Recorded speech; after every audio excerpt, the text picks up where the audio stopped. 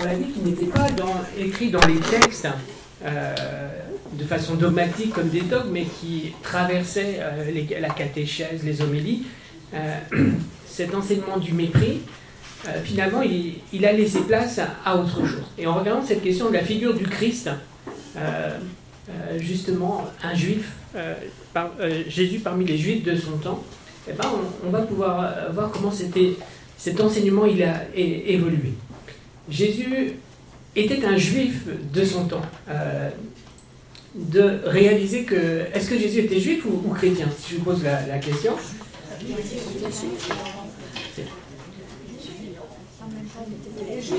Alors, c'est une évidence pour vous. Malheureusement, c'est pas une évidence. C'est pas seulement au catéchisme. Je me souviens, une des animatrices qui avait écrit le juif Jésus, et les enfants disent: ah, vous avez été distrait, vous avez fait une erreur, vous avez écrit le juif.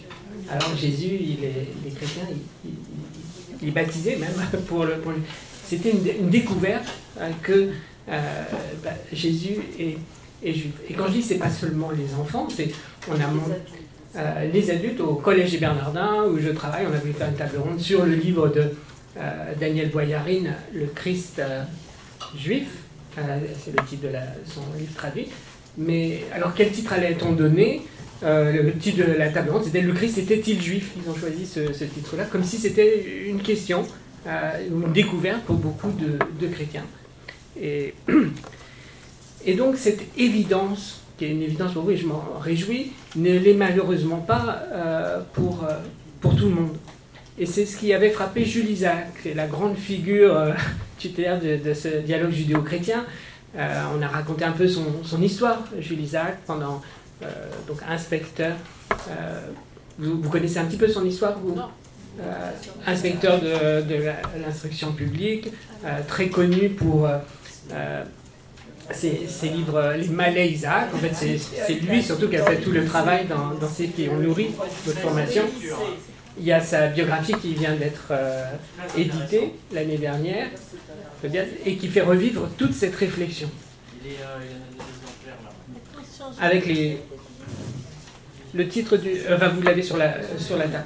Et c'est intéressant parce qu'à travers ce livre, on revoit ce qu'il a traversé et le contexte de l'époque et du Concile Vatican II, ce qu'il a apporté de nouveau. Quand Vichy, sous Vichy, on lui a retiré son poste. Il n'est pas... C'était Carcopino, je crois, qui était ministre à l'époque, qui dit il n'est pas normal qu'un Isaac enseigne nos jeunes français. Vous comprenez ce que ça veut dire. Et lui, alors que sa fille et sa mère, on voit dans le livre qu'elle était à Drancy en partance pour Auschwitz, quand sa femme l'a quitté, elle lui dit ce qui est important, c'est que tu mènes ton œuvre, tu finisses et c'était quoi son œuvre? C'était d'aider l'Église finalement à purifier cet enseignement du mépris de tous ces germes de judéophobie, d'anti-judaïsme, pour revenir à la vérité finalement de son enseignement et à un enseignement de l'estime. Et Jules Isaac était étonné, il partait de ce double étonnement. Il dit comment est-il possible que les chrétiens finalement aient oublié les deux vérités les plus fondamentales finalement de leur foi, à savoir que Jésus était juif et que Jésus avait laissé le commandement de l'amour du prochain. Jésus est juif, on va essayer de voir donc ce que ça veut dire, ce que ça implique pour nous. Le commandement de l'amour du prochain, il va y insister dans ses livres. Jésus qui meurt sur la croix, enfin Jésus qui est cloué sur la croix, qui dit « Père, pardonne-leur, ils ne savent pas ce qu'ils font ». Jésus pardonne à ceux qui le crucifient. Comment se fait-il que les chrétiens qui se réclament du Christ, finalement, eux ne veulent pas pardonner? Et à qui pardonne-t-il? Il va montrer qui sont ces Juifs, ceux qui sont présents à Rome. Est-ce qu'il y a une responsabilité collective du peuple juif? Il va travailler, il va faire tout un dossier en historien, avec les moyens qu'il avait. Il était en clandestinité quand il menait ce gros œuvre, Jésus et Israël. Et il a essayé donc de le montrer. Pour lui, et là on ne le suivra peut-être pas entièrement, pour lui l'antisémitisme nazi est un produit du christianisme. Je ne dirais pas que c'est un produit du christianisme, mais ça s'est développé dans un continent formé par 20 siècles de christianisme. Comment est-ce possible que cette idéologie antisémite mortifère, finalement, ait vu le jour, était possible, et non seulement possible, mais facilité aussi dans ce territoire chrétien formé par le christianisme. Et c'est pour ça qu'il travaille au-dessus, et en soulignant cet enjeu, l'enjeu de taille, redécouvrir, on ne dira pas le judaïsme de Jésus, mais sa judéité, son caractère juif, finalement, est un des éléments qui permet finalement de mettre fin à ce mépris, cet enseignement du mépris, et à passer à l'enseignement de l'estime. Ce matin, on a pris des exemples, je voudrais les reprendre parce qu'ils sont pour moi très, très significatifs, du regard, de la façon dont nous devons regarder le Christ quand nous lisons l'Évangile. On a parlé des pharisiens ou de la loi du talion. Quand vous lisez dans l'Évangile, vous entendez le Christ dire « Malheur à vous, pharisiens hypocrites ». Comment faut-il entendre une telle expression? Comment vous l'entendez? Comment on la commente au catéchisme ou malheur à vous. Aujourd'hui, la traduction est plus juste. Elle dit, ouais, on ne dira pas malheur, mais malheureux et tout. C'est une lamentation plus qu'une condamnation. C'est pas une condamnation du Christ. Mais... On m'a jamais expliqué, mais c'est vrai que ça me fait peur. On dirait que Jésus pardonne et à ce moment-là, qu'il pardonne pas. Alors, franchement. Je me posais cette question parce qu'on ne m'a jamais expliqué la formule. Donc on l'entend, est-ce que c'est une condamnation? Oui. Enfin, je suis pas d'accord pour la question de poser. Oui. Qu'est-ce qu'on pense quand le Christ dit... Oui, comment on entend et comment on doit recevoir ces... C'est une question parce qu'à l'époque, il y avait différentes tendances dans les pharisiens, les sadducéens, les ceci et cela. Et Christ, forcément, il faisait partie d'une de ces tendances, de laquelle il était. Est-ce qu'il n'était pas pharisien par hasard? Je pense pas. En fait, vous voyez, cette question, il faut se la poser. Je ne sais pas répondre à votre question, mais par contre, ça m'éveille une question. Est-ce que c'est pas ceux dont il était le plus proche? Si, c'est ça qui... Moi, je pense que c'est pas une condamnation, c'est une constatation. C'est tel que vous êtes malheureux. Voilà. Oui, mais là, c'est pas l'anathème. La question se pose toujours parce que le pape François récemment est revenu sur cette notion de pharisien. Parce qu'elle est toujours mal comprise, certainement. C'est toujours mal compris, parce que les pharisiens, on l'a tous les ans dans l'Évangile, quand on l'entend. Et quand on entend cette phrase, il faut bien comprendre que Jésus n'est pas en train de condamner tous les pharisiens. Même dans les livres de catéchisme, on présente, oui, le pharisaïsme, ça existe le mot pharisaïsme, c'est un excès du judaïsme, enfin c'est le judaïsme de l'époque, trop attaché à la loi et à la foi. C'est pas ça que dit l'Évangile. L'Évangile, comme vous l'avez dit, Jésus est le plus proche des pharisiens. Il y a plusieurs courants dans le judaïsme. Vous avez parlé des sadducéens.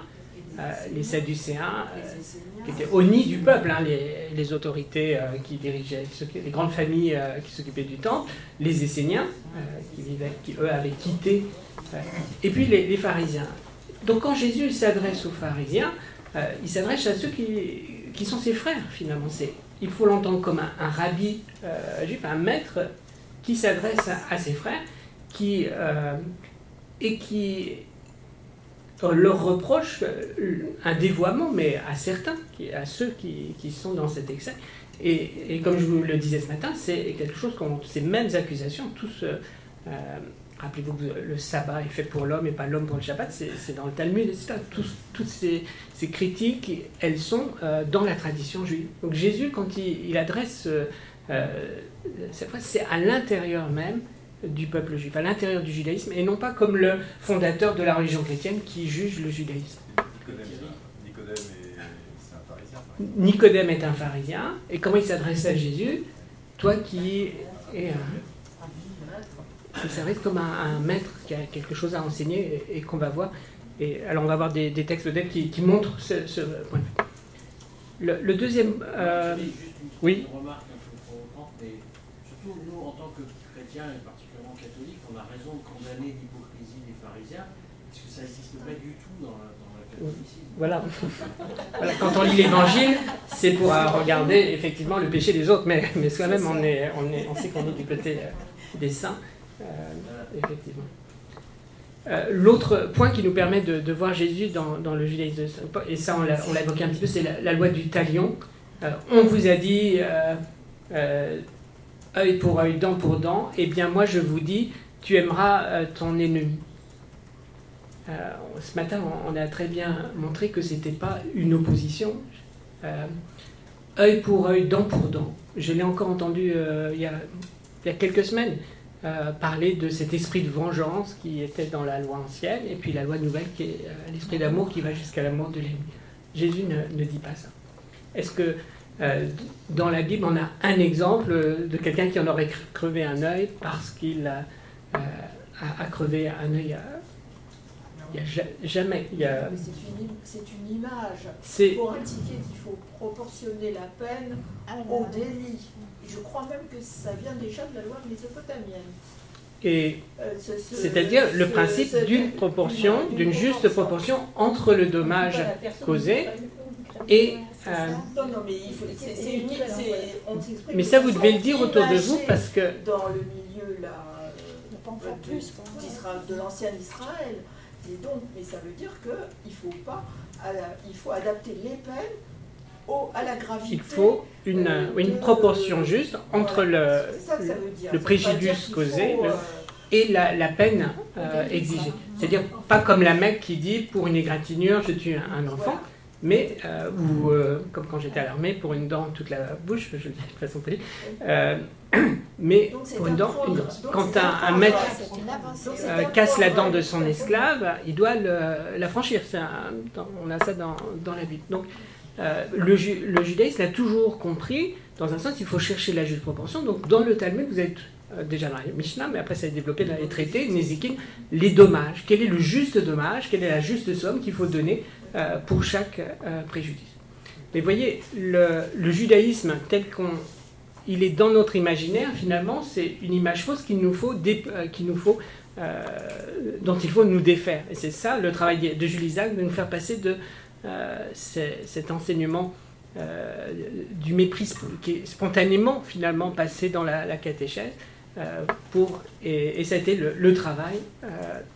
Jules Isaac a convaincu, il est allé voir plusieurs papes, d'ailleurs, Pie XII d'abord, puis Jean XXIII, qui lui a dit vous avez droit à plus que de l'espoir. Vous connaissez cette phrase.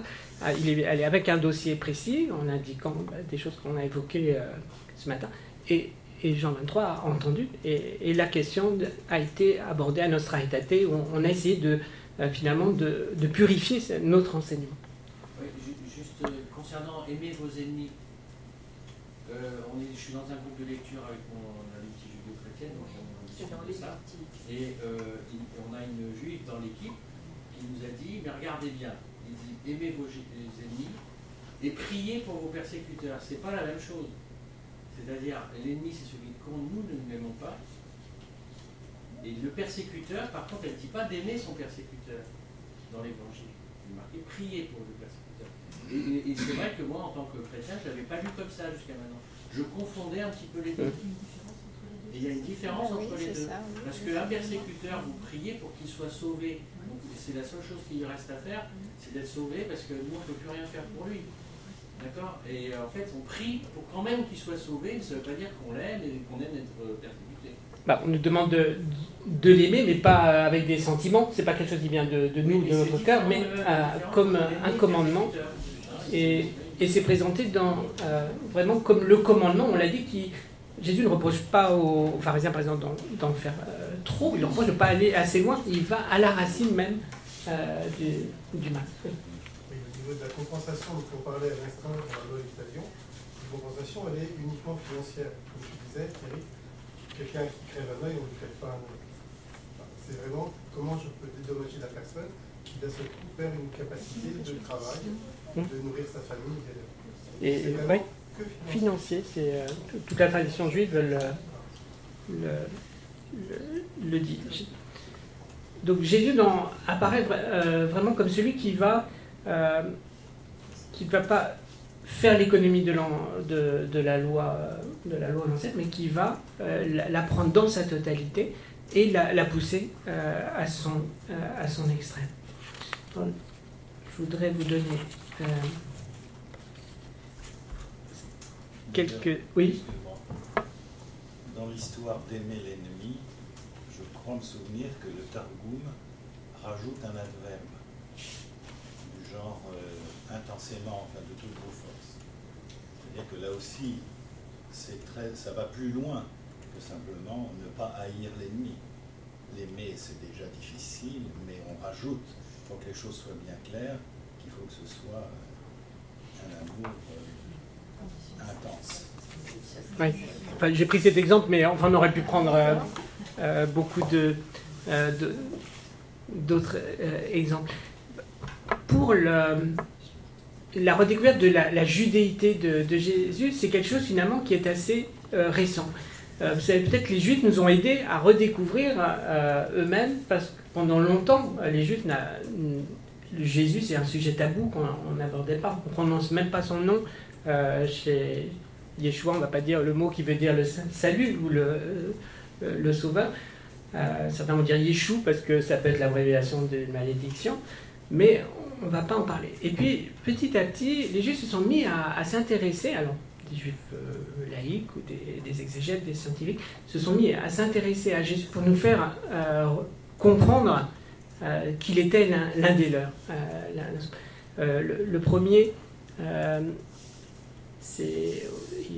il est monté au début du siècle, 20e siècle, en Israël. Il venait de Lituanie. C'est Joseph Klausner. Je ne sais pas si ça vous dit quelque chose.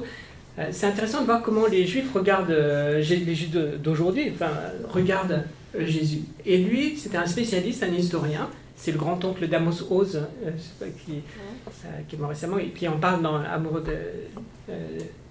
une histoire d'amour et de ténèbres, où il raconte qu'il allait voir son grand-oncle dans sa maison. Et lui, spécialiste du judaïsme de l'époque du Christ, nous dit Jésus, finalement, c'est un juif qui est très proche des pharisiens. Il prend des distances par rapport à la loi, au commandement, mais finalement, c'est un maître du judaïsme pharisien. Un autre, je vous cite Klausner parce qu'on peut lire ses livres, ils ont été traduits en français. Il y a un gros Jésus et puis un petit livre, Les sources juives du christianisme. Un autre livre qui a eu pas mal de succès aussi en France, c'est Shalom Ben Chochin, je ne sais pas si ça vous dit quelque chose, Mon frère Jésus. Donc c'est, en tant que juif, il lit l'évangile et nous dit voilà, les chrétiens ne comprennent pas toujours, mais à la lumière du judaïsme, voilà comment l'évangile peut se comprendre. Ah oui. Et un troisième nom, je vous cite juste les plus célèbres, mais il y en a beaucoup David Flusser, qui a écrit aussi un livre sur Jésus, alors ça a été traduit en 70, qui nous montre, alors ces trois auteurs finalement montrent que Jésus est le plus proche du mouvement pharisien. Vous vous rappelez peut-être qu'il y a quelque temps, du temps de Benoît XVI, et il était en dialogue avec le rabbin Neusner, un rabbin qui dialogue avec Jésus, pour nous dire, les Juifs, nous on peut vous aider à comprendre Jésus, et on peut dire d'ailleurs jusqu'où on peut le suivre, parce que Jésus c'est un Juif qui respecte la loi, mais qui va trop loin. Neusner par exemple nous dit, je peux aller écouter Jésus jusqu'à ce qu'il dise suivez-moi, au lieu de dire suivez la Torah, suivez-moi, qui prennent en quelque sorte la place de la Torah.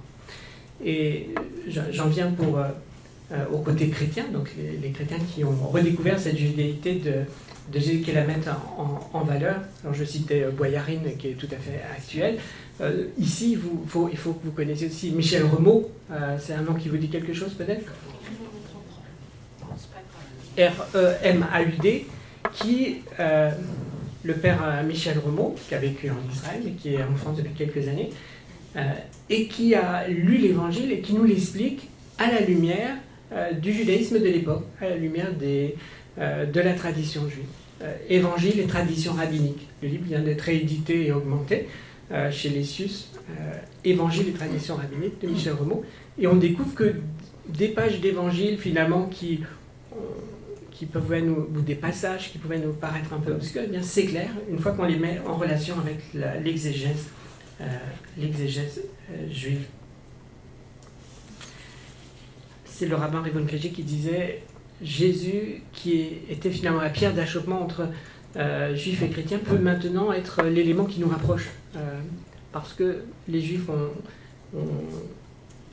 le revendiquent comme un des leurs finalement et le reconnaissent, et puis nous reconnaissons aussi sa judéité.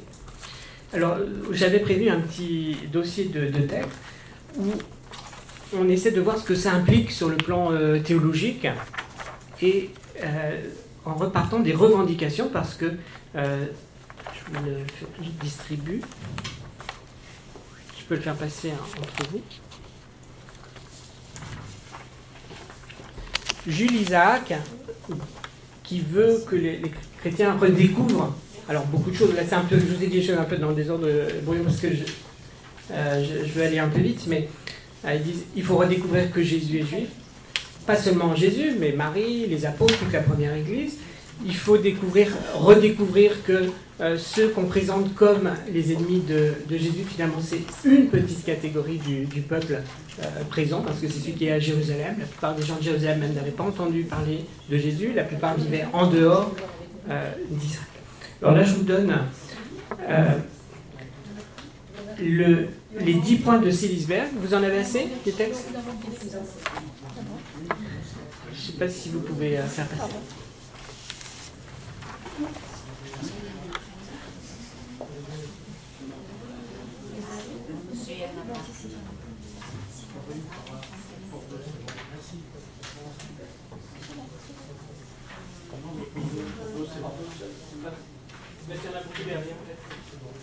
Il y en a encore qui en ont besoin? Ferrandra?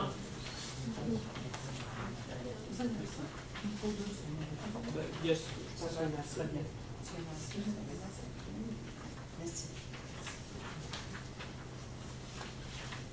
Donc j'ai pris les 10 points de Silisberg parce qu'en fait ça résume les propositions. Jules Isaac avait résumé tout son travail en 18 propositions dans un texte de l'enseignement du mépris à l'enseignement de l'estime, et la conférence de Silisberg en Suisse.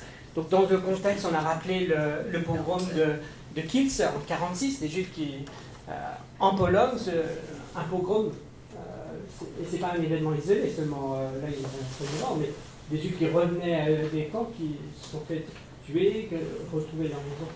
Donc dans ce contexte d'antisémitisme renaissant après la Shoah, alors que la Shoah avait été l'occasion d'une découverte pour beaucoup de chrétiens, d'une prise de conscience de l'importance et de l'urgence de réformer l'enseignement, des catholiques, des protestants, quelques juifs aussi, se sont réunis en Suisse, à Silisberg, pour...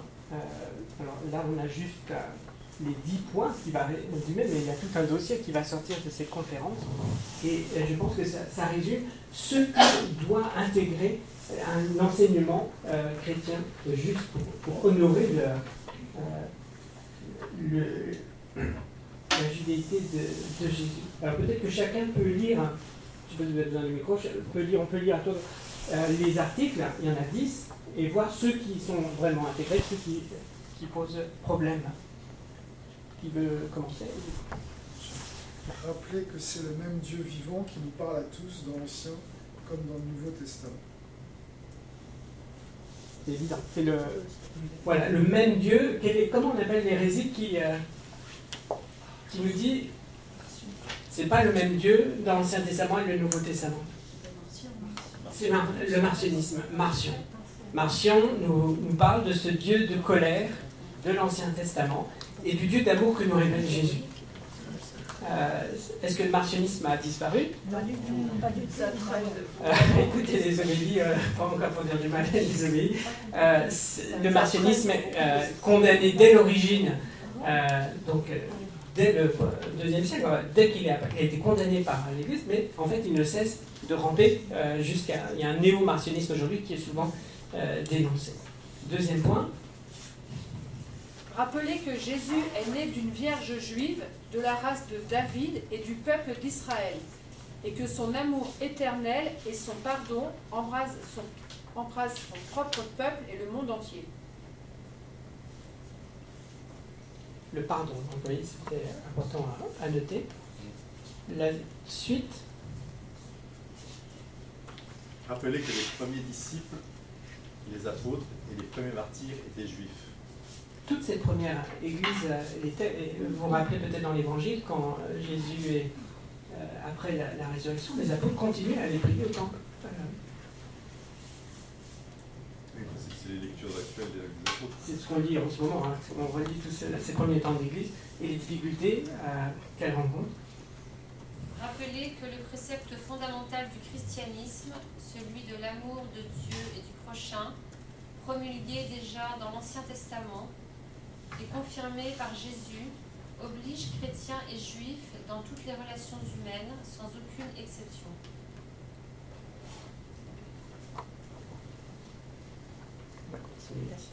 Évitez de rabaisser le judaïsme biblique ou post-biblique dans le but d'exalter le christianisme.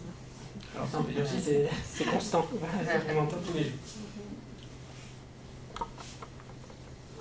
La suite.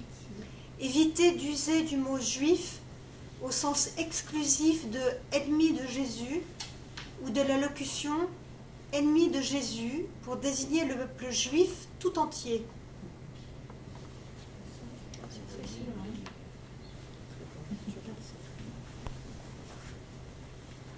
La suite. Évitez de présenter la passion de telle manière que l'odieux de la mise à mort de Jésus retombe sur les Juifs seuls. Ce ne sont pas les Juifs qui en sont responsables, car la croix qui nous sauve tous révèle que c'est à cause de nos péchés, à tous, que le Christ est mort. Rappelez à tous les parents et éducateurs chrétiens la grave responsabilité qu'ils encourent du fait de présenter l'Évangile et surtout le récit de la Passion d'une manière simpliste. En effet, ils risquent par là d'inspirer, qu'ils le veuillent ou non, l'aversion dans la conscience ou le subconscient de leurs enfants ou auditeurs. Psychologiquement parlant, chez des âmes simples, mues par un amour ardent et une vive compassion pour le Sauveur crucifié, l'horreur qu'ils éprouvent tout naturellement envers les persécuteurs de Jésus tournera facilement en une haine généralisée des Juifs de tous les temps, y compris ceux d'aujourd'hui. Cet article est un peu plus développé, mais derrière tous ces articles, même bref, vous avez tout un travail, tout un dossier d'ailleurs de Jules Isaac qui était venu présenter lui-même ce dossier à Célisberg. Ce dossier, ces 10 points qui le résument, insiste sur des points qui sont vraiment importants pour justement cesser cet anti-judaïsme. Le récit de la Passion, on y reviendra parce que l'Église a beaucoup écrit ensuite sur ces points. Éviter que l'odieux retombe sur les Juifs seuls. On dit le peuple juif alors que c'était une petite partie du peuple juif. Et l'Église nous donne des textes, on en verra peut-être après si on a le temps, qui nous disent qui sont les Juifs, par exemple, dont parle la Passion de Saint Jean en particulier. On avance. La suite, vous voulez prendre le 8 ?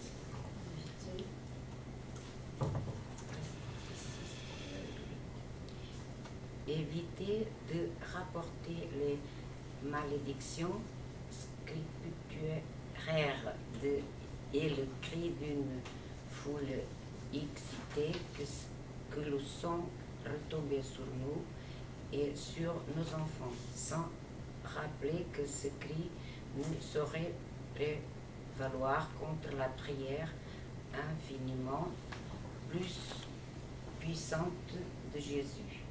Père, pardonne-leur, car ils ne savent pas ce qu'ils font. Et ouais. On va s'arrêter là. Donc, c'est un point important parce qu'on l'a dit tout à l'heure, hein, que son sang retombe sur nous et sur ses enfants. Cette phrase, quand on est dans l'évangile selon saint Matthieu, elle a développé cette idée d'un châtiment, finalement d'une punition, une condamnation qui va se transmettre de génération en génération. Est-ce qu'on trouve ça quelque part dans l'enseignement biblique ou dans la Bible, cette malédiction qui se transmet aux coupables? Non.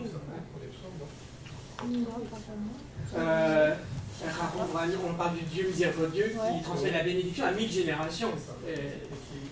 Et va retomber sur les enfants et les enfants. Jusqu'à la 3e, 4e. Et ça, quand on a ça d'ailleurs dans le Pentateuque, on voit que Dieu lui-même ne respecte pas ça, parce que c'est uniquement la première génération qui est punie, qui meurt au désert. La deuxième, elle entre. Que Dieu ne transmet pas. Cette idée d'une transmission, alors on a dit que ce verset aussi, Saint Jean joue souvent aussi, ou dans les évangiles, sur ces phrases qui ont plus de sens que ce que pensent ceux qui les disent. Le sang, c'est le sang salvateur du Christ. Mais surtout, ce texte, il est écrit à... Carin, il a erré longtemps, non? Carin, il a été protégé, il y a un signe pour éviter qu'on se venge. Mais il a erré quand même longtemps. Ah oui, d'accord. Le signe pour protéger. Oui. Justement, c'est pas la logique. Alors que dans l'histoire, on a eu des exemples tout à l'heure, mais par exemple à Toulouse, au moment de le vendredi saint, le chef de la communauté juive ou un notable juif venait recevoir solennellement une gifle dans la cathédrale au nom de la communauté. On remettait, on vengeait le soufflet qu'avait reçu le Christ pendant son procès. Et par ailleurs, le sang, c'est la vie. Et dans les sacrifices de l'Ancien Testament, notamment là, avec Moïse, quand il fait le sacrifice, il asperge ensuite. Il y a une partie du sang qui se retient et l'autre sur le. Il asperge ensuite les personnes au moment où ils sont d'accord pour accepter la loi de Dieu. Alors, est-ce que c'est dans Deutéronome, oui. Non, Exode 24. Exode, et après, mais c'est repris. C'est repris. Enfin, donc voilà, c'est pas. Nous, on comprend les choses un peu différemment, mais surtout, enfin, quand vous lisez dans. Le sang, c'est pas quelque chose de mauvais, c'est le signe de la vie. Alors on peut le lire comme ça. Et puis, il faut dire que tous ces juifs qui sont à Jérusalem à ce moment-là, effectivement, quelques années après, ils sont morts, parce que c'est la guerre, c'est les Romains qui détruisent Jérusalem. Et donc, ceux de Jérusalem, la plupart vont mourir, effectivement, du fait des Romains. Il y a la forteresse de Macédoine. Oui, qui sera le dernier point, mais à Jérusalem, c'était déjà tombé. Enfin, donc, on doit le relire dans un contexte et pas en faire l'image de celui dont il faudra se venger perpétuellement. Enfin, c'est ce que nous dit ce texte. Alors, on peut terminer avec les deux derniers. Qui pense qu'il faut toujours se venger, continuer. Enfin, et en faisant ça, on est infidèle et au Christ et à l'Évangile. Alors, éviter le 9e point. Qui veut prendre le 9e point? Éviter d'accréditer l'opinion impie que le peuple juif est réprouvé, maudit, réservé pour une destinée de souffrance. Et souvent d'ailleurs c'était présenté chez les pères d'église ou dans les catéchèses pour dire regardez ce peuple qui n'a pas de terre, qui vit loin de sa terre. Or, la diaspora, elle existe bien avant le Christ. Hein. C'est au moins une reconnaissance qu'Israël a sa terre. Oui. Elle avait tous ses privilèges et elle les a perdus. Là, j'ai apporté la statue, enfin c'était pour autre chose, mais de la synagogue, par exemple, qui est sa couronne. Elle avait non, là, sur celle-là, il n'y a pas de couronne, mais ses attributs sont perdus. Et ça, c'est la cathédrale de Strasbourg, la synagogue et l'église. Et ce n'est pas accrédité par les prières du vendredi saint que l'on faisait. Oui. C'est perfide de juifs.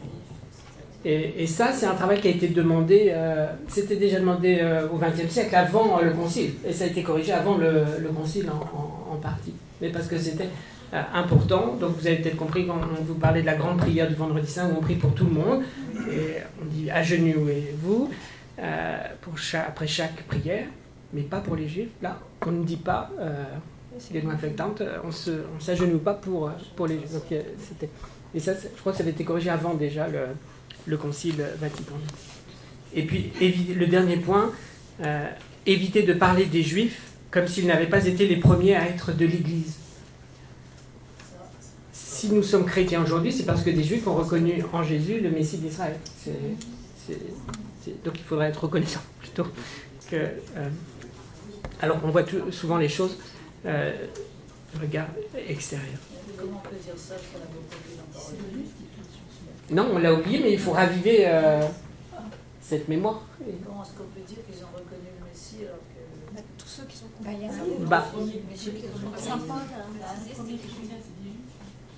J'ai pas dit les juifs, parce que notre problème c'est la généralisation, de dire les pharisiens, les juifs, etc. Nous sommes chrétiens parce que des juifs ont reconnu en Jésus le Messie d'Israël, celui qui venait accomplir les Écritures.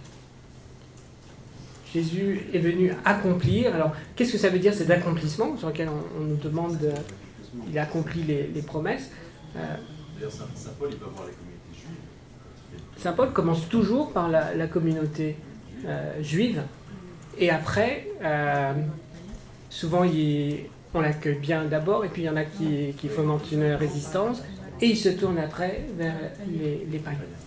Et ce mouvement, il découvre ensuite que le faux pas de ceux qui le font aller vers les païens est tellement une bénédiction, parce que grâce à eux, le message va toucher les nations et ceux qui n'étaient pas, qui n'étaient pas dans l'Alliance et qui vont y entrer ainsi. Alors, l'accomplissement, c'est peut-être ça justement. C'est par de la vie de Jésus, de sa résurrection, de la prophétie, ça s'élargisse à la promesse faite à Israël de définir les nations. Des lumières hors la lumière pour les nations, elle commence à s'accomplir. C'est vrai que si les Juifs avaient reconnu Jésus comme le Messie, ça serait resté une affaire entre eux. Ah, tout à fait. Il n'y avait pas eu la mort et la résurrection. Alors c'est difficile de réécrire l'histoire, mais c'est vrai que grâce, mais le sentiment, et ça ressort vraiment de la promesse de Jean-Marie Luciger, c'est que notre sentiment, ça doit être un sentiment de vraiment d'émerveillement. On n'était pas on n'est pas le peuple élu, et puis on entre dans l'alliance grâce à lui nous entrer. entrer. Moi j'ai quand même un point que j'arrive pas à résoudre, c'est que pour les chrétiens, tout passe par Jésus-Christ. On doit annoncer Jésus-Christ, et tout passe par lui, et donc en dehors de lui, point de salut, quoi, si je peux dire. Bon, alors du coup, ça c'est pas facile de ne pas dériver, pour quelqu'un qui ne réfléchit pas, bien sûr, vers les Juifs qui continuent à pas passer par le Christ, quoi. Alors qu'en fait, pour résoudre la difficulté, je dis c'est nous qui passons par le Christ pour aller avec les Juifs vers le Dieu unique. Tout à fait. Donc on est dans le même sens, mais les Juifs sont déjà devant. Alors, ils ont une place à part. Ces questions-là, elles sont un peu délicates, et peut-être c'est l'occasion d'évoquer le document de 2015. Les dons de Dieu sont irrévocables. Les dons et l'appel de Dieu sont irrévocables. C'est la commission du Saint-Siège pour les relations religieuses avec le judaïsme qui a fait un gros document, plutôt d'une recherche théologique, et qui aborde cette question.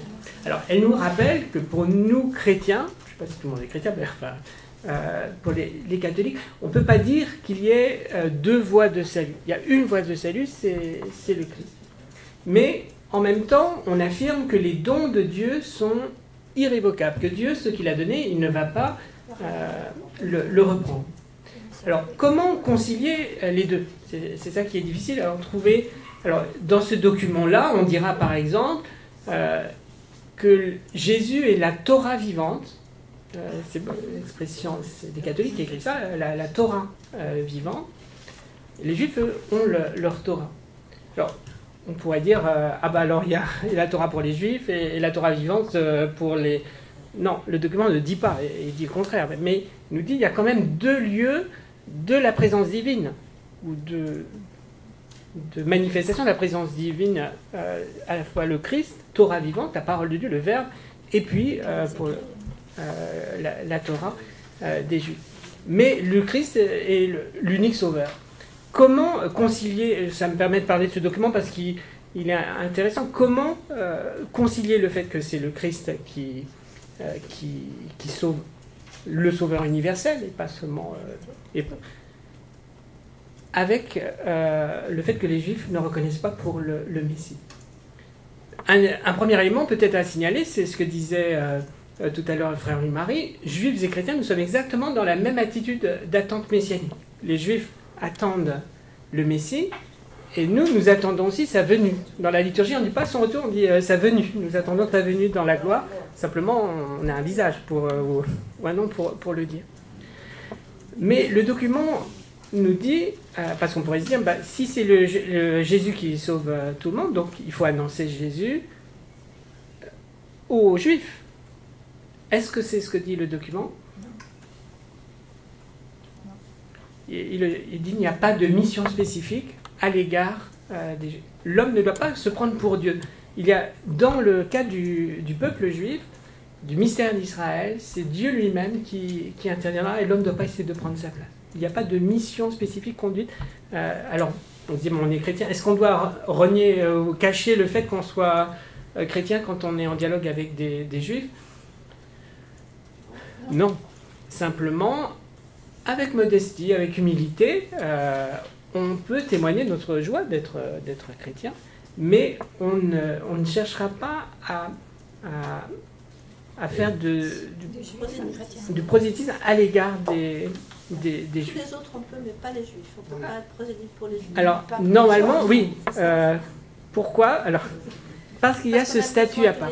Le pape François, dans Evangelii Gaudium, dit, il y a 3 articles, alors c'est juste 3 articles, mais ils sont très, très denses, et il dit, on ne peut pas considérer le peuple juif comme un peuple idolâtre à qui il faudrait sortir de ses idoles et révéler le Dieu unique.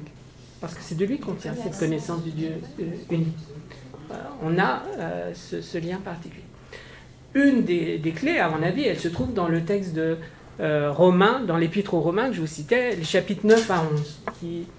Les chapitres 9 à 11, il faut les étudier, tout le monde nous le redit. Hein. C'est le texte clé qui n'est pas clair, il faut l'étudier. Il y a des groupes qui le font avec des juifs et des chrétiens pour essayer de comprendre.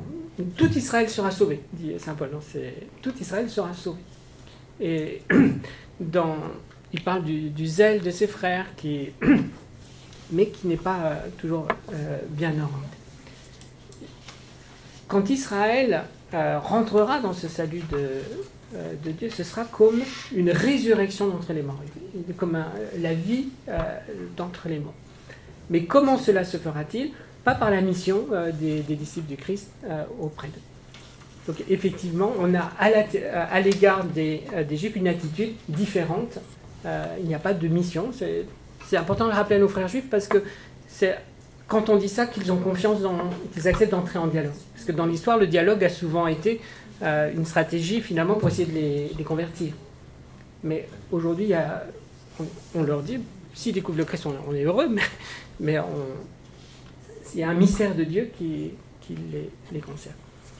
Alors ça m'a permis de parler de ce document qui est important, parce que c'est le dernier qui sort. Il y a quand même, j'entends tout ça, mais il y a 2 choses qui me gênent encore. C'est que Jésus dit bien, nul, donc tout le monde ne peut aller vers le Père sans passer par moi.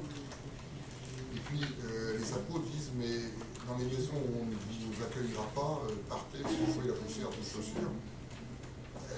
Donc, comment concilier ça avec l'attitude des Juifs qui, pour l'instant au moins, n'ont pas encore reconnu Jésus comme le seul chemin vers Dieu.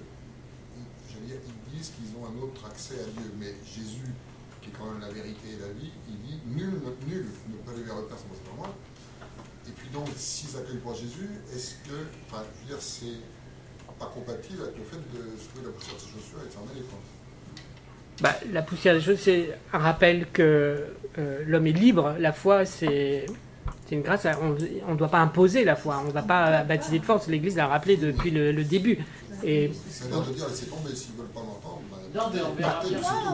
On a semé, et puis mais la question avec les Juifs est un peu différente. Les Juifs peuvent être sauvés par le Christ, c'est notre foi. mais pas parce que je les aurais convertis au Oui, mais Christ. s'ils le Parce- veulent, je veux dire. Non pas qu'on les oblige, Oui. mais s'ils le veulent. Ah oui, ben ça. Pour l'instant, ils ne le souhaitent pas, semble-t-il. Enfin, les Juifs d'aujourd'hui ne le souhaitent pas. Bah oui, ça c'est la. On va pas. Le texte 2015, il dit bien que les Juifs n'ont pas besoin d'être sauvés par le Christ. C'est justement ça qui est difficile à comprendre. Je suis pas sûr. Eux, ils sont sauvés par l'accès à la parole de Dieu. Je suis pas. Non. C'est le Christ qui. Il n'y a pas deux voies de salut différentes. Il n'y a qu'une voie de salut, c'est le Christ.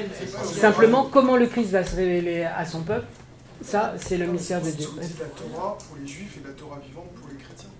Bah justement, j'essaie de dire que il ne faut pas le comprendre comme deux voies de salut parallèles, mais comme deux lieux de la présence de Dieu, c'est vrai. Et c'est Benoît XVI qui va dire dans un texte plus récent, parce que ce texte de 2015 invitait que c'est pas parce qu'une chose n'est pas dans son plein accomplissement qu'elle n'a pas de la valeur.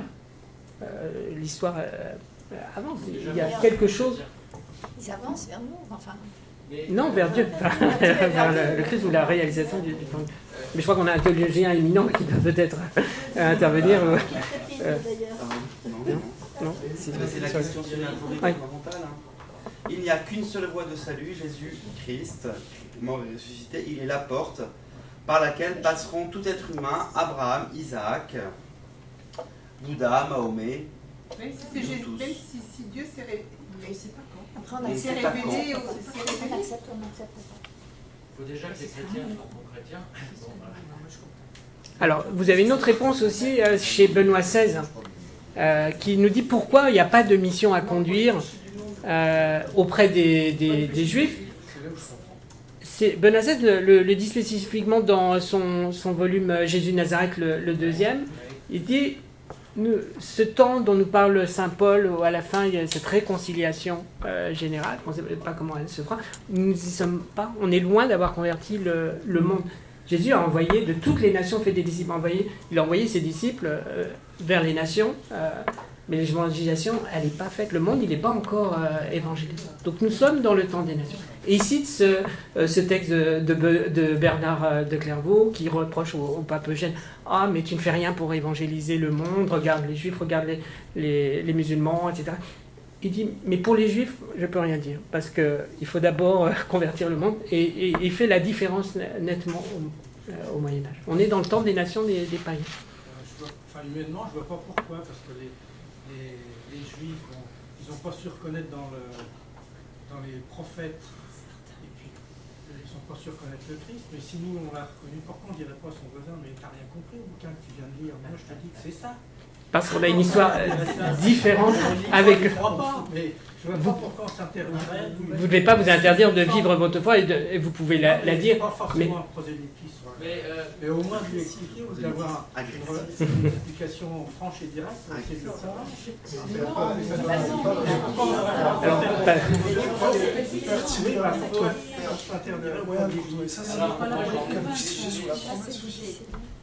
Et vous voulez... Oui. Non, mais le cardinal Lustiger l'explique très bien dans la promesse. La promesse... Enfin, je ne sais pas, il nous parle du salut des... Dans la promesse, il attire notre attention sur le fait que notre foi doit être purifiée, c'est-à-dire pas contre le judaïsme, mais en lui. On est incorporé à ce judaïsme. La question que je me pose en écoutant, c'est est-ce qu'il y a deux paroles de Dieu? Est-ce qu'il y a la parole de Dieu des Juifs et qui est la parole de Dieu, Torah, Jésus? Non. Combien il y en a? Une seule. Donc que je passe par la Torah en accomplissant les commandements, ou que je passe par Jésus, Jésus est là pour nous montrer la direction du Père. C'est pour ça qu'il ne peut pas convertir un Juif. C'est que le Juif il est déjà tourné vers le Père. Donc ma question c'est s'il n'y a qu'une seule parole de Dieu, que j'emprunte le chemin A ou le chemin B. Il n'y a pas de chemin. Là, peut-être qu'on va peut-être pas s'engager sur... parce que c'est un chantier théologique. En ce moment, on réfléchit sur ces notions. Mais on l'a dit tout à l'heure, il ne faut pas rabaisser le judaïsme pour élever le christianisme, mais il ne faut pas faire l'inverse non plus et faire l'économie du Christ pour dialoguer avec les Juifs. Ce n'est pas une question d'économie, c'est que si Jésus est la Torah incarnée, je je passe par la Torah incarnée qui est Jésus, ou si je ne souhaite pas passer par la Torah incarnée qui est Jésus, je passe par la Torah qui est vivante. C'est pas Jésus n'est pas seulement la Torah incarnée. Jésus est Dieu né de Dieu, lumière de la lumière. Justement. Et s'arrêter à dire que Jésus est la Torah incarnée, c'est une variante. Et on pourrait regarder ça comme une variante de l'adoptionnisme ou du docétisme. C'est en fait, c'est-à-dire le scandale de ce que Dieu puisse devenir un homme. Et que Dieu, en devenant un homme, n'use pas simplement d'un moyen de communication ou d'évangélisation, mais de la révélation de son identité profonde. Les premiers chrétiens, l'apôtre Pierre par exemple, tiennent toujours que le samedi saint, Jésus va kérigmer, il va annoncer le kérigme à tous les défunts, tous ceux qui étaient avant lui. Et comme le père Thierry disait très justement, ce n'est pas parce qu'une réalité n'est pas accomplie totalement qu'elle n'est pas bonne, qu'elle n'est pas réelle. Moi-même, je vais vous choquer profondément, évidemment, mais je suis loin d'être un prêtre exemplaire. Voire, je suis loin d'être un bon chrétien. Et je n'accomplis pas l'évangile, je n'accomplis pas ma vocation de prêtre, je n'accomplis pas mon baptême. Alors, qui peut dire qu'il accomplit totalement son baptême? Voilà. Mais pourtant, on est en chemin de conversion. Et donc, le peuple juif, par les moyens que Dieu le Père voudra, fera confesser la divinité de Jésus, issu d'Israël, comme l'identité avec le Dieu d'Israël. Clairement, identité et différence. Mais ça nous invite, justement, j'essayais de le dire ce matin, à l'inaccompli, à entrer dans ce caractère d'inaccompli. Regardez le mystère de l'Assomption de la Vierge Marie. Je pense qu'on devrait tirer un fil ou réfléchir justement à cette parenté entre le judaïsme et l'Assomption de Marie. Et peut-être même le mystère, enfin la question du vieillissement des personnes âgées. Marie, lorsqu'elle met au monde le Sauveur, puis lorsqu'elle est la première chrétienne, puis lorsqu'elle est debout au pied de la croix, puis lorsqu'elle reçoit l'Esprit Saint, on aurait pu dire elle a fait le job. Mais justement, Dieu n'abandonne pas ceux qui font le job. Et Dieu prend soin de ceux qui se mettent au service pour le déploiement de son incarnation. Non seulement il en prend soin, mais il va jusqu'à réaliser une assomption, c'est-à-dire que dans la théologie chrétienne, y compris protestante, Marie est la première ressuscitée, la première justifiée, Luther le dit. Et donc, à partir de là, on pourrait réfléchir à une similitude entre le destin de Marie, première humaine, justifiée, ressuscitée, comme anticipation de ce qui nous attend tous, et le destin du peuple juif, qui, d'une certaine manière ou d'une autre, sera christifié, sera ressuscité, recevra la gloire du Christ. Mais, et donc je disais, ça nous pose la question de qu'est-ce qu'on fait de nos personnes âgées, quelque part. Est-ce qu'on s'en décharge, on les abandonne, ou est-ce qu'on réalise aussi leur assomption? Bon. Mais il y a ce parallélisme, à mon sens, intéressant à creuser. Assomption de Marie, assomption du peuple juif. Dieu n'abandonne pas les siens dans le déploiement de sa révélation en Jésus-Christ. Et il est fidèle à sa promesse, c'est vrai qu'il a fait dès le début, c'est une bonne nouvelle. Marie qui est fille de Sion, qui a donné à Jésus au monde. J'ai rien fait de ce que j'avais prévu de faire, mais je trouvais plus intéressant d'avoir ces conversations finalement où chacun peut aussi intervenir. Mais j'avais prévu, puisque c'était un juif, de se parler de la judéité du Christ et des juifs, des adversaires du Christ. Alors je vous donne la deuxième feuille qui était prévue, vous pourrez la lire chez vous, pour vous montrer que ce qu'on dit ici, c'est l'enseignement de l'Église. On n'essaie pas de trouver un enseignement ou de réformer l'enseignement pour l'Église, pour la faire... Il n'y a rien de prophétique, c'est le catéchisme de l'Église catholique. Alors je vous ai mis quelques articles du catéchisme de l'Église catholique qui a tenu compte justement des demandes de Silisberg ou autres, ou du Concile Vatican II, ce catéchisme voulu par Jean-Paul II, universel pour toute l'Église, quels que soient les lieux, avec des juifs, sans les juifs. Et donc, si vous voulez le faire circuler, il y a pas mal d'articles. C'est nouveau dans le catéchisme d'insister sur ces aspects.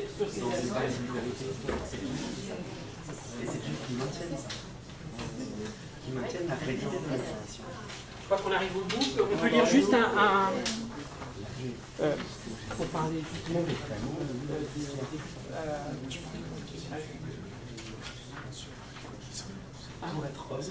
en fait, oui.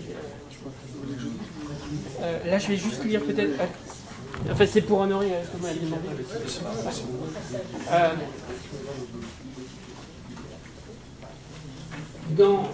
Dans ces articles que j'ai relevés, en fait, dans le catéchisme, vous avez toute une partie sur Jésus et Israël. On reprend le titre du livre de Jules Isaac, d'ailleurs. Tout le monde a une feuille? À la fin, en 597, c'est une façon l'avant-dernier article de la feuille, sur la page 4. Les Juifs ne sont pas collectivement responsables de la mort de Jésus. Et donc j'attire votre attention sur celui-là. Et puis, tous les pécheurs furent les auteurs de la passion du Christ le dernier. Pour dire cela, on s'appuie sur un enseignement de l'Église qui vient de toujours. Dans le Concile de Trente, vous avez un catéchisme qui a été rédigé pour être fidèle à ce concile. Et je vous lis juste, c'est le dernier paragraphe.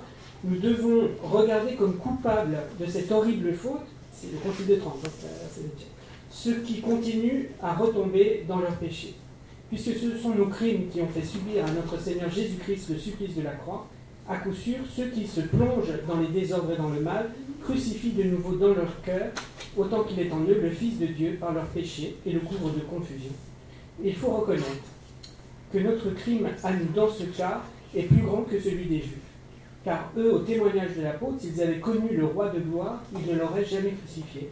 Nous, au contraire, nous faisons profession de le connaître, et lorsque nous le renions par nos actes, nous portons en quelque sorte sur lui nos mains meurtrières. C'est la traduction qui se dit ici, d'ailleurs. Mais c'est important à rappeler cet enseignement. Un mot sur... Je voudrais juste rajouter deux choses. Parce que le point qu'on a soulevé, je peux comprendre que ce soit un peu compliqué à comprendre pour certains. Il y a certains théologiens, je pense par exemple au père Lénart, qui a écrit un livre qui s'appelle « À l'écoute d'Israël ». Et mon point, c'est le suivant, c'est demain, on va recevoir, il y a deux personnes juives qui vont venir. L'un pour parler de la spiritualité juive, et puis M. Sandler pour parler de l'exégèse rabbinique. Et je pense que c'est intéressant pour nous, chrétiens, de les écouter avant d'essayer de les convertir ou de leur parler de Jésus. Il faut d'abord les écouter, parce qu'ils ont beaucoup de choses à nous dire. Et puis après, on verra s'il y a vraiment besoin d'aller plus loin. Ici, je pense que c'est un public. Je me souviens souvent dans les réunions, mais avec le grand rabbin de France ou autre, il y a toujours quelqu'un qui pose la question, mais c'est pourtant évident, pourquoi vous n'avez pas reconnu Jésus comme le Messie? C'est pas le genre de question qu'on pose ici, parce que vous êtes formé déjà un petit peu et qu'on a eu l'occasion de le dire. Bon. Il me semble qu'on a besoin que les Juifs continuent à être des Juifs. Alors, en tout cas, on a vu l'apport, c'est que eux ont un rôle à jouer. Grâce à eux, le sens littéral de la promesse de l'Ancien Testament, on passe pas trop vite dans un sens spirituel qui n'a pas de sens si on oublie le sens littéral. Donc on a besoin aussi des choses pour nous rappeler la fidélité de Dieu. Travailler cette question. Ce serait dommage. Ce sera une bénédiction. Ce serait très dommage de les convertir tous. Et aujourd'hui, oui, parce qu'on a besoin soyons clairs là-dessus. Le Vatican, il est très clair là-dessus. C'est écrit noir sur blanc qu'il n'y a pas besoin de convertir les Juifs. Même si c'est difficile à comprendre, ça ne sert à rien de perdre son temps à essayer de le faire. C'est très clair. Il n'y a pas d'ambiguïté, c'est les textes du Vatican, il dit qu'il n'y a pas besoin de convertir les Juifs. Non, mais ça serait une erreur. ici, ce qu'on essaie de découvrir, c'est la richesse de l'apport du judaïsme, justement, et de se dire que on est partenaire dans l'alliance, finalement. Il y a une bénédiction qu'on peut porter à deux, juifs et c'est très intéressant, je trouve, en nous écoutant. Mais d'où vient ce besoin de convertir l'univers, de vouloir convertir l'univers? Vous savez, dans l'œcuménisme, entre les chrétiens, on a aussi ce désir, les églises se disent les unes aux autres, nous sommes l'église mère. Là, récemment, sa sainteté, le patriarche Théophile III de Jérusalem, patriarche orthodoxe, a dit non, mais nous sommes, nous, l'église orthodoxe de Jérusalem, est l'église mère. On aimerait que les églises se définissent comme servantes. Nous sommes l'église servante. Et j'attends que l'église catholique romaine se définisse comme, parce qu'elle est l'église de Pierre, l'église servante. Mais voilà, plutôt que de se dire comment est-ce qu'on va convertir les juifs, les musulmans, les bouddhistes ou l'humanité souffrante, pensons d'abord à notre propre conversion. Rappelez-vous la parabole, la demande des gens, mes seigneurs, les Galiléens qui ont été tués par Pilate, c'est qu'ils étaient bien plus pécheurs que tous les autres Galiléens. Et Jésus répond en disant, mais plutôt que de vouloir émettre un jugement sur leur salut à eux, si vous ne vous convertissez pas, il va vous arriver pire encore. Nous ne sommes pas dans le dessein de Dieu, et l'enjeu est d'entrer dans l'adhésion avec Jésus-Christ, l'union à Jésus-Christ, qui va nous permettre d'être de plus en plus dans ce dessein de Dieu. Et pour être unis à Jésus-Christ, moi j'ai besoin du peuple juif, encore et maintenant. Parce que le peuple juif vient témoigner de la vérité de l'Évangile et vient actualiser pour moi la rencontre avec Jésus. Lorsque dans les années 70, 80, dans la mise en œuvre de l'esprit du Concile Vatican II et de la liturgie, on a eu la réflexion, et certains le disent encore aujourd'hui, de dire il ne faut plus lire l'Ancien Testament, c'est incompréhensible. Voire il faut lire les textes fondateurs. Donc en Afrique, on lisait des contes africains, en Inde, on lisait les Upanishads, en Amérique du Sud, on pouvait lire des contes amérindiens, et puis surtout, il ne faut plus célébrer avec du pain et du vin, parce que d'abord, c'est cher, c'est introuvable, d'autre part, c'est pas la nourriture de base, donc on va célébrer avec du riz, en Asie, avec du mil, ou du manioc. Bon. Ça, fondamentalement, déjà à l'époque, le Gerd Ratzinger avait condamné ça, parce que, en fait, c'est nier le fait que Jésus, en célébrant la messe, a célébré le repas pascal, ou l'équivalent. Et donc vous voyez comment est-ce que, si on ne célèbre plus avec des hosties et du vin, alors même si je me rappelle le témoignage de Michel nous citant un adolescent à la messe, le premier acte de foi, c'est de croire que l'hostie c'est du pain. Mais voilà, il a célébré le pain azime et le vin pour bien montrer qu'il célébrait le repas pascal et qu'il entrait dans la Pâque de Moïse, la Pâque d'Israël. Et vous voyez comment est-ce que, avec des bonnes intentions de vulgarisation ou d'adaptation, en fait, on tronçonne le christianisme du judaïsme, on tronçonne Jésus de ses origines, et on finit toujours par avoir une christologie docète, ou une christologie arienne, des non-savants, parce que, je le répète, vous êtes venus, vous avez droit à ce qu'il y a de meilleur. Autrement dit, le fait que Jésus n'est pas vraiment Dieu, que Jésus n'est qu'une illusion de Dieu, ou que Jésus n'est qu'un envoyé supérieur de Dieu. Voilà. Mais, je me suis permis d'intervenir par rapport à ce désir de convertir les autres. Commençons par nous convertir nous-mêmes. Merci. Nous unir entre chrétiens déjà. Merci aussi, beaucoup. ce serait pas mal. On va faire une petite pause de 5 minutes. Et puis, On va ouvrir les fenêtres. Non, attends, c'est d'accord.